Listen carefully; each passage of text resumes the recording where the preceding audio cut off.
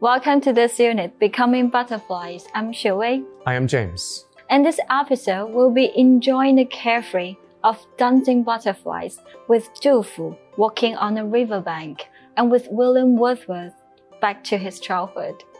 Shall we begin by introducing Du Fu, one of China's greatest poets of the Tang Dynasty, along with Li Bai? Sure.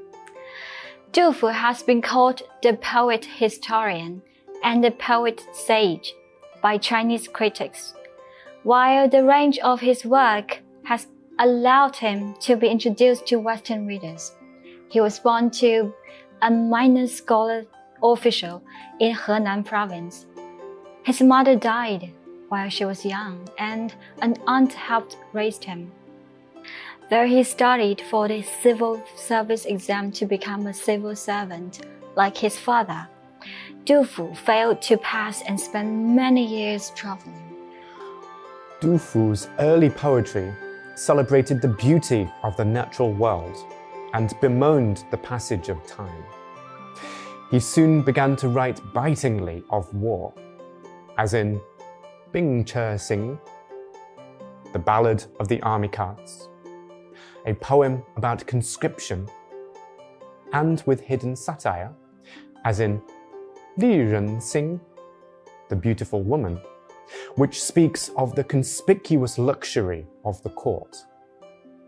As he matured, and especially during the tumultuous period of 755 to 759, his verse began to sound a note of profound compassion for humanity caught in the grip of senseless war.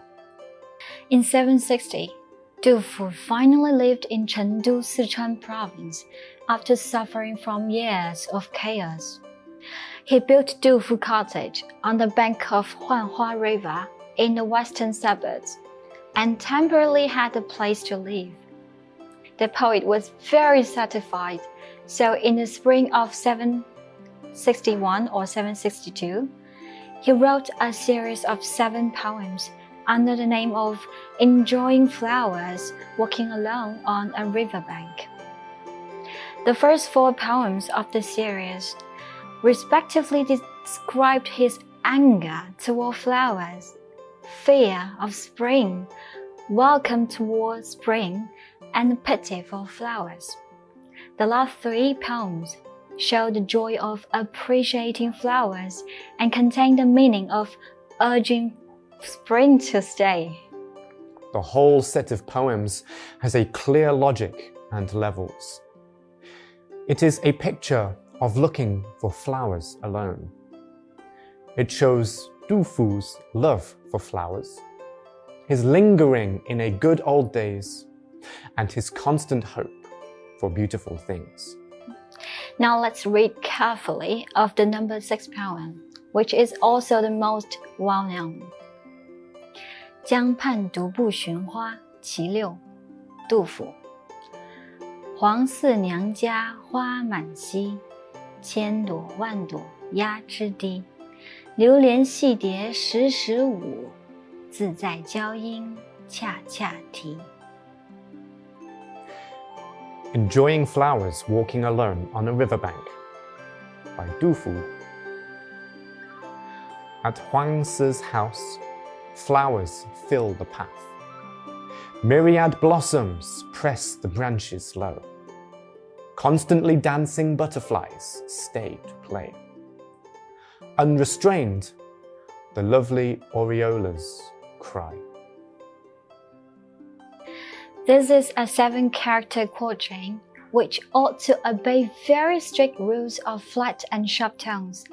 And Du Fu was a poet who used metrical and tonal rules very well. However, the first 2 sentences of this poem are out of rhythm. It seems that the real masters are not bound by the rules. You're right. But he didn't break the rules randomly.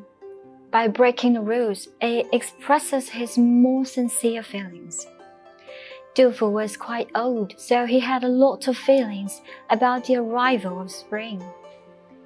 You can feel his appreciation, nostalgia, sighing and sadness for spring, because spring is so beautiful, but people will soon grow old. Therefore, in this way of breaking the rules, he can show the happiness of the flowers, the innocence of dancing butterflies, and the weight of his feelings. In the West, there is another poet who deeply appreciates nature as well. William Wordsworth, with his To the Butterfly. I love that poem. You could sense children's simplicity and pure innocence in it. To the Butterfly by William Wordsworth. I've watched you now a full half hour, self-poised upon that yellow flower. And, little butterfly, indeed I know not if you sleep or feed. How motionless, not frozen seas, more motionless, and then what joy awaits you when the breeze hath found you out among the trees and calls you forth again. This plot of orchard ground is ours. My trees they are, my sister's flowers. Here rest your wings when they are weary. Here lodge, as in a sanctuary.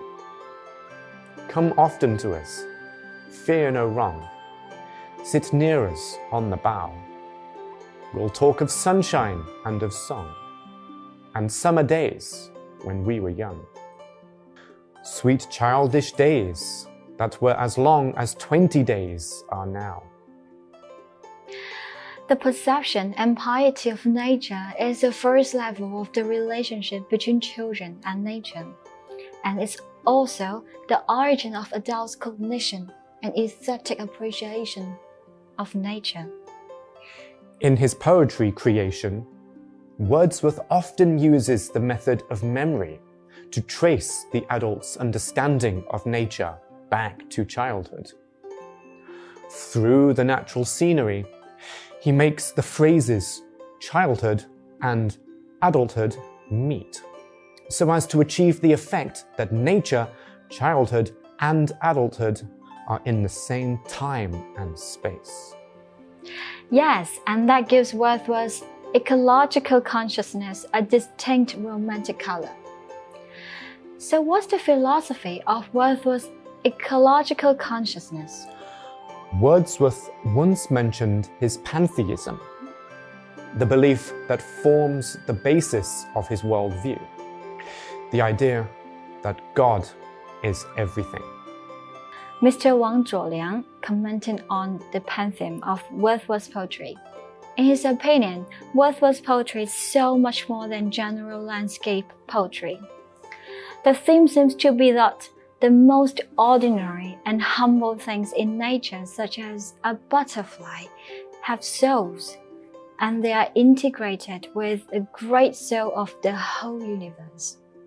And in contact with the butterfly in his childhood, Wordsworth is seeking for getting purification and tranquility, and his whole person being sublimated to a noble realm.